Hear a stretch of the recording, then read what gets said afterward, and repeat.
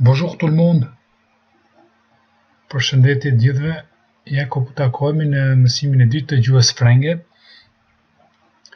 Nga ku do të fillojmë me lidhëzat, apo në gjuhën frenge siç njihen les prépositions. Kam zgjedhur këtë fotografi apo këtë imazh me qëllim që edhe shpjegimi të jetë më i qartë dhe të jetë më i kuptueshëm. Po fillojmë nga këtu, nga ana e majtë sipër. Se situer dans l'espace.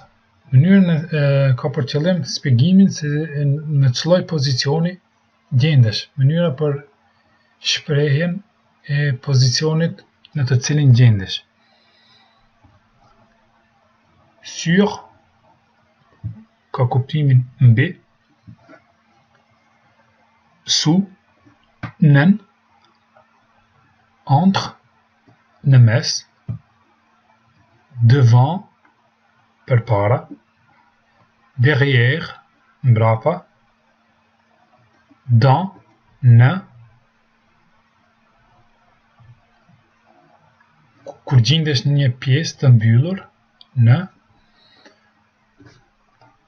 chez, ka kuptimin tek, kur themi tek ai, tek unë, apo donc chez lui, chez moi. Situé dans le temps. Situé dans le temps. Grupi i dytë i lidhëzave. Vendosim në kohë. Apo përcaktohem në kohë. Si doni. Avant. Përpara. Après. Prapa.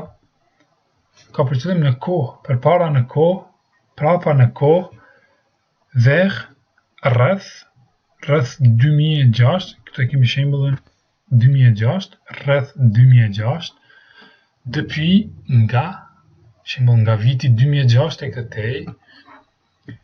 Lidhëza tjetër, pendant ka kuptimin përgjatë. Pendant une heure, përgjatë një ore, kam pritur në shi, apo për. Grupi i tretë i lidhëzave, le mouvement, lëvizjet. E shihni imazhin e parë, vers ka kuptimin për rreth, i bie rreth spitalit.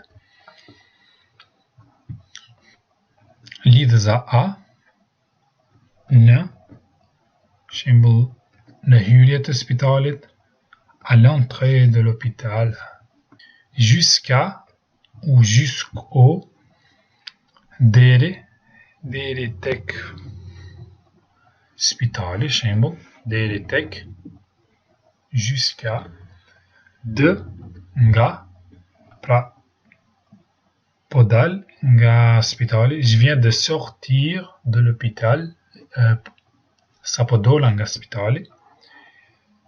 Par ici, par là, nga këtu, nga atje. Këta po ishin lidhëzat, apo le préposition të ndara në 3 grupe, të cilët do t'ju ndihmojnë shumë në formimin e fjalive. A, D, on.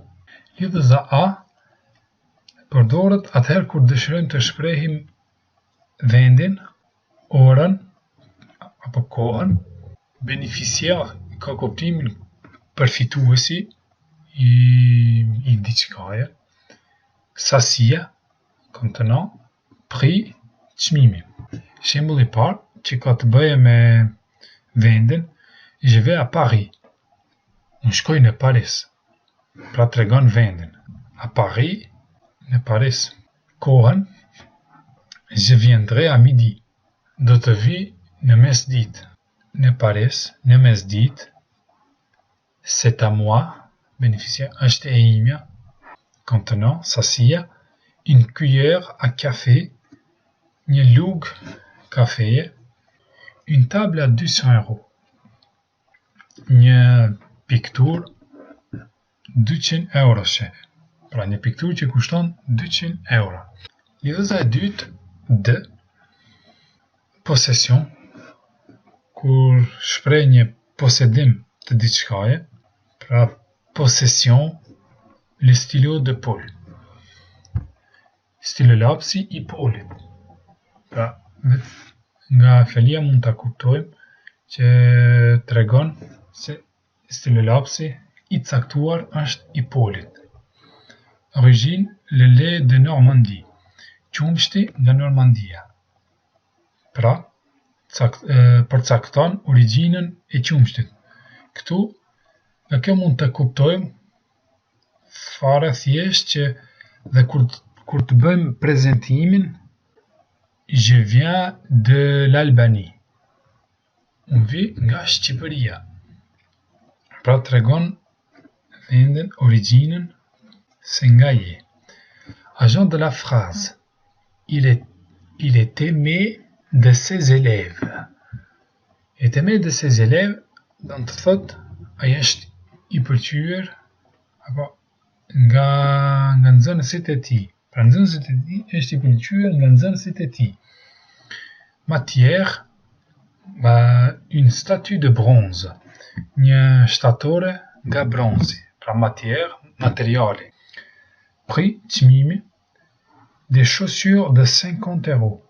Këpucë nga 50 euro. Contenu, sasia, un verre de lait. Gotë me qumësht. Lidhëza e tretë, lidhëza an. Lidhëza an gjithashtu shpreh vendin. Je pars en Corse. Matière, un pull en coton. Një pullover nga leshi. Manière, mënyra. Il marche en boitant. Ai ecën duke çaluar.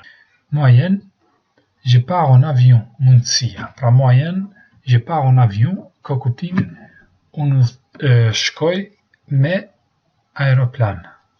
Pra, në destinacionin e caktuar, unë shkoj me aeroplan. Concomitance, do të thotë shoqërim, kur i shoqëron diçka së bashku. Pra, il chante en courant. Ai këndon duke vrapuar. Durée de accomplissement tregon se sa zgjat një proces i caktuar. Il mange en 1 heure, ai han në 1 orë. Pra, koha se sa i duhet për të ngrënë është 1 orë. Ky pra është kuptimi. Kaq nga unë për mësimin e dytë, për sa i përket lidhësave. Ka dhe të tjera, kuptohet, mirë po nuk desha që të ngarkoj që në mësimin e dytë me shumë informacione, besoj që herave tjera dhe të flasim dhe për lidhësat e tjera. Faleminderit për vëmendjen dhe deri në mësimet e ardhshme, mirëmbëngjes.